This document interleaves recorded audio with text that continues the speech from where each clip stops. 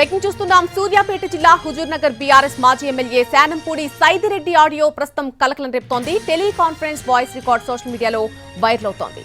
ఢిల్లీకి పిలిచి బీజేపీ కండువా కప్పుకోమన్నారని ఆడియోలో ఆయన వ్యాఖ్యలు చేశారు.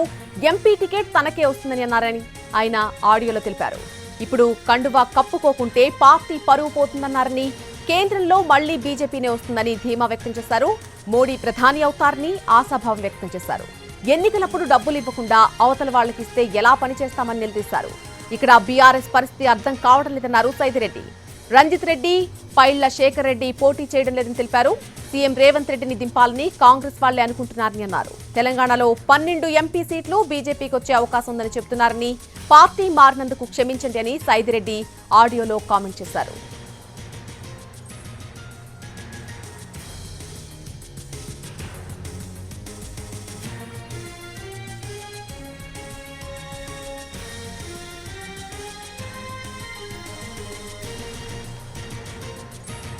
సూర్యాపేట జిల్లా హుజూర్నగర్ బీఆర్ఎస్ మాజీ ఎమ్మెల్యే శానంపూడి సైదిరెడ్డి ఆడియో ప్రస్తుతం కలకలం రేపుతోంది. టెలికాన్ఫరెన్స్ వాయిస్ రికార్డ్ సోషల్ మీడియాలో వైరల్ అవుతోంది. ఢిల్లీకి పిలిచి బీజేపీ కండువా కప్పుకోమన్నారంటూ కూడా ఆయన ఆడియోలో కొన్ని వ్యాఖ్యలు చేశారు. ఎంపీ టికెట్ తనకే వస్తుందని ఆయన తెలిపారు. ఇప్పుడు కండువా కప్పుకోకుంటే పార్టీ పరువు పోతుందన్నారని, కేంద్రంలో మళ్లీ బీజేపీనే వస్తుందని ధీమా వ్యక్తం చేశారు. మోడీ ప్రధాని అవుతారని ఆశాభావం వ్యక్తం చేశారు. ఎన్నికలప్పుడు డబ్బులు ఇవ్వకుండా అవతల వాళ్ళకిస్తే ఎలా పనిచేస్తామని నిలదీశారు. ఇక్కడ బీఆర్ఎస్ పరిస్థితి ఏంటో అర్థం కావడం లేదన్నారు సైదిరెడ్డి.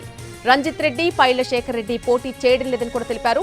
సీఎం రేవంత్ రెడ్డిని దింపేయాలని కాంగ్రెస్ వాళ్లే అనుకుంటున్నారని అన్నారు. తెలంగాణలో 12 ఎంపీ సీట్లు బీజేపీకి వచ్చే అవకాశం ఉందని అంటున్నారని, పార్టీ మారినందుకు క్షమించండి అని సైదిరెడ్డి ఆడియోలో కామెంట్ చేశారు.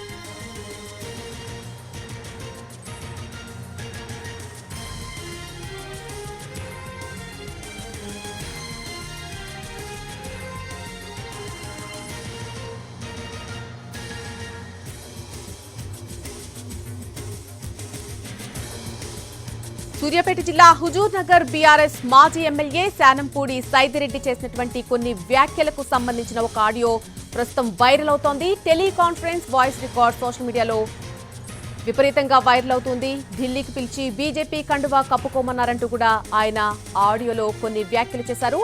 ఎంపీ టికెట్ కూడా తనకే వస్తుందని ఆడియోలో ఆయన తెలిపారు.